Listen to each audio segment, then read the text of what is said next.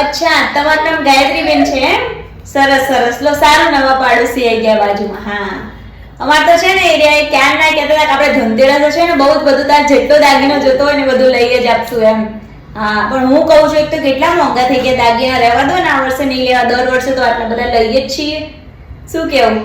કેટલો ભાવ વધી ગયો દાગીનાનો, એટલે લેવાનું મન જ ના થાય, એમ થાય ખોટું પહેરીને ચાલશે. પણ એ તો એમ કે ના, ખોટું નથી પહેરવું, આપણે તો તારે સેટ, બુટ્ટી, મીટિંગ જે લેવું હોય, બ્રેસલેટ, બંગડી બધું લઈ આવશું. કે ધનતેરસ નો દિવસ સારો ને એટલે કે સારું, એ બાને ઘરમાં જ આવવાનું છે ને, ભાવ તો વધવાના જ છે. એટલે હવે હું જોઈએ છે. અચ્છા, તમે ગાડી લાવો છો ધનતેરસ, એટલે તમે તો પેલી નાનકડી લાવતા હશો ને?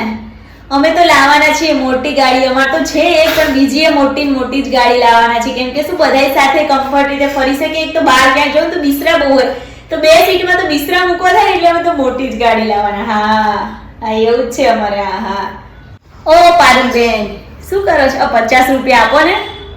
આમાં શાક લેવા જવું છે યાર, નીચે શાકવાળાની લારી ઊભી છે, અને મેં પાકીટમાં જોઈને તો પૈસા જ નતા યાર.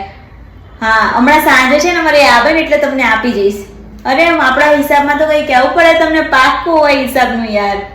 હમણાં સાંજે આપી જ જઉં છું અત્યારે. પણ હા, ચલો મળીએ. હું શાક લેતી, પેલો લારી વાળો જતો રહેશે.